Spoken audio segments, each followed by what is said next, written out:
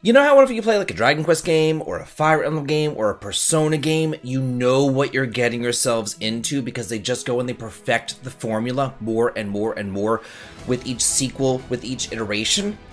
That normally is not the case with a Final Fantasy game because they're always changing up the formula and you never really know what you're going to get.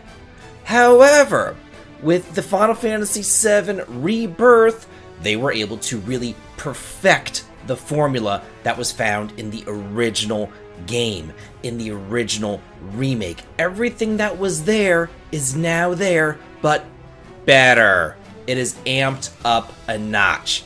Hi everybody, this is David, and today I want to talk about the second part of the demo. Earlier, I made a video about the first part of the demo, which was over in Mount Nebel. Now I want to talk about the much larger demo. There was two demos, and this one is outside of Yunnan, and it lasted me roughly an hour or so to get through this demo right here.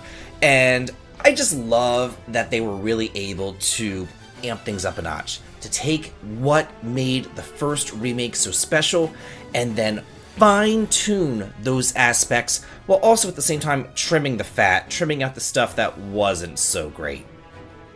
This area begins right outside the Mithril Mine. You can't go back inside the mine, you're pretty much just kind of stuck in this overworld area between the Mithril Mines and Yunnan. And right outside the mines, there's like a bunch of Sephiroth clones right there, which is new.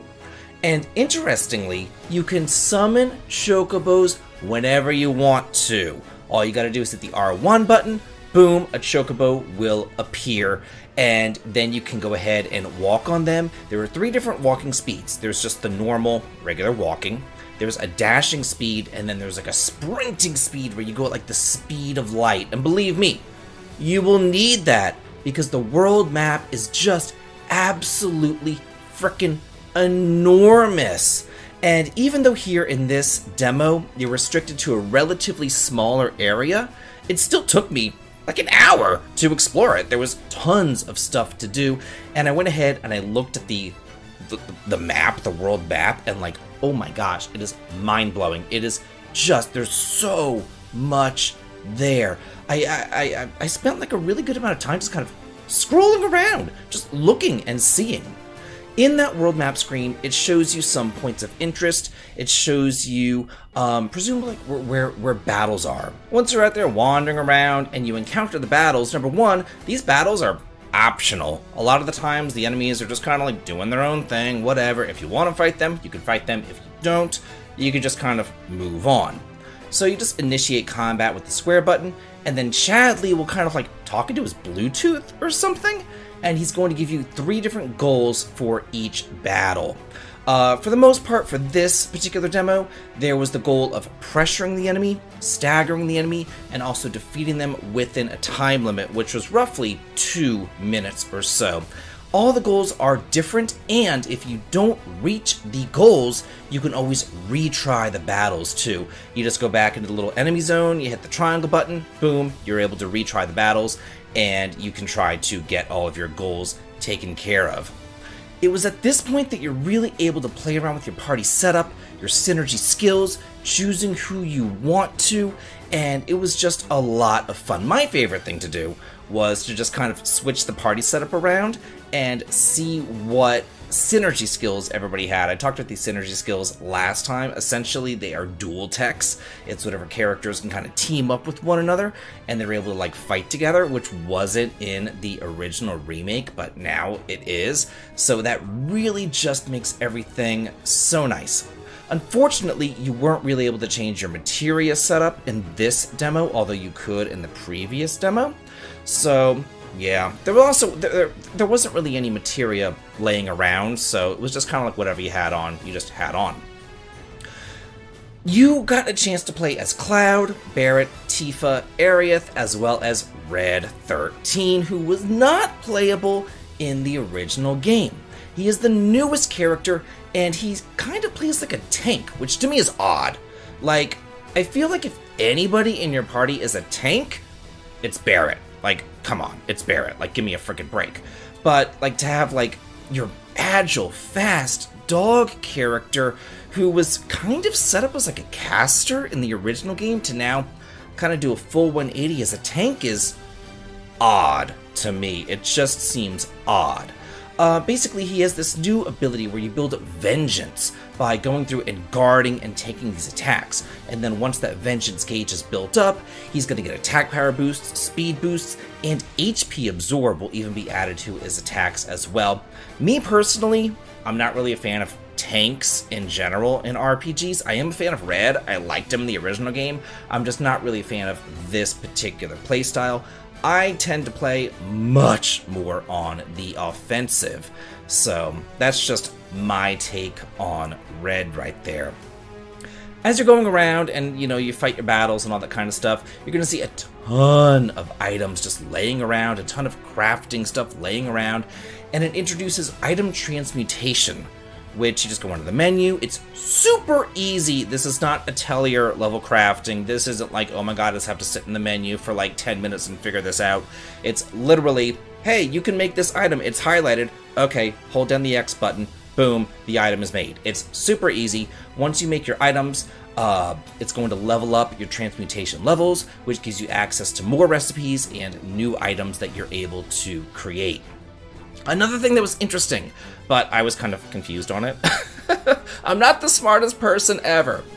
Remember Final Fantasy IX with the chocographs and like Chocobo Hot and Cold, and you would like kind of like look at the little chocograph and you'd have to find that area on the world map, and you'd have to, you know, figure out where it was and then dig at the appropriate spot, and if you did, you found treasure. Remember that?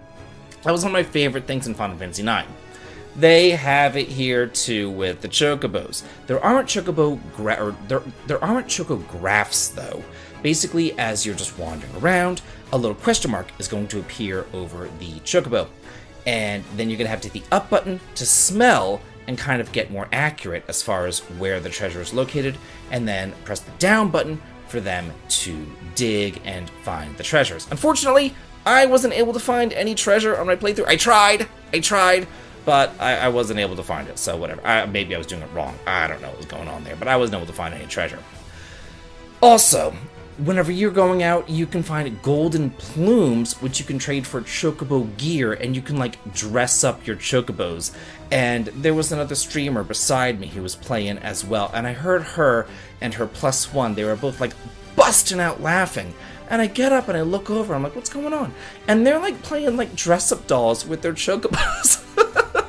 They spent like 20 minutes, they told me, they spent like 20 minutes just dressing up their chocobos and all that, like playing like little paper dolls and everything, and I thought that that was so funny, because I just wanted to like play in the combat, you know, that was my thing. I wanted to be like, the combat, check out the menus, check out the item transmutation, and I was like, oh yeah, you could dress up a chocobo, I don't really care, but they were so into the chocobo dress-up game. I was like, you girls, you have fun. I just thought that that was funny.